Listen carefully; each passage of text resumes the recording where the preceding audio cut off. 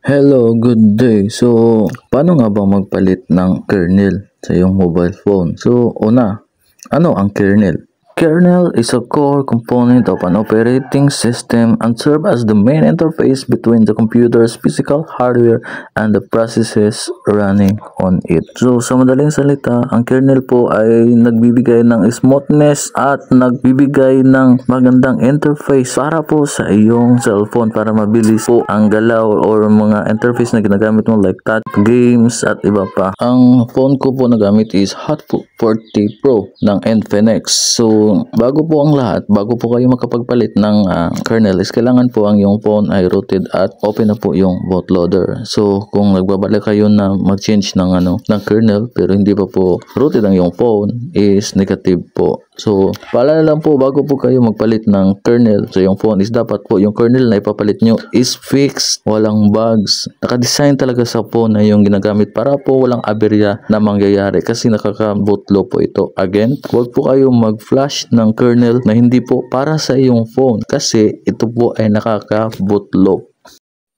At dito po sa aming Telegram group chat sa GKI Kernel Archive. So, meron pong bago dito yung Sure Keeper na kernel. So, i-download natin. So, pipiliin po natin yung non-KSU kasi hindi po KSU user ako. So, kailangan lang natin is yung kernel flasher na apps. Isa yan sa requirement para po mag-flash. Antayin lang natin ano po yan ng grant permission sa root access. Tapos yan po yung kernel ko. Wilhis po na version 1.10.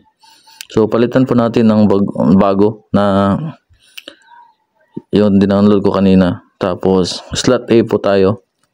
Kasi yung iba dyan is slot B. Yung slot B is para po yan sa other dimension ng yung kernel at yung software mo. So slot A, then check nyo. Tapos click yung flash. Then flash ext3zip. Tapos locate nyo po yung na-download nyo na kernel na para talaga sa phone mo. Hanapin natin. Yun, SureKey kernel.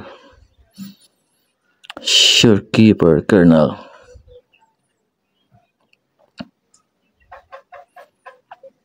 Yan po. Then click nyo yan. Tapos magpa-flashing po yan. Aantayin nyo lang na matapos. Mag-notify yan na tapos na. Yun, may done. So, ibig sabihin, tapos na po. So, click nyo yung reboot. Tapos, pagkatapos ng reboot po, is aantayin nyo lang na mag-boot yung nyo, cellphone nyo. Tapos, check natin. Check na flasher ulit.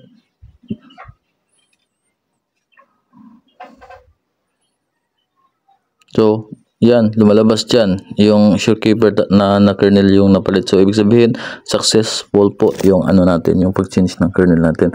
So, yan lang po. Don't forget to follow, then subscribe to my YouTube channel. Thank you and to God be the glory.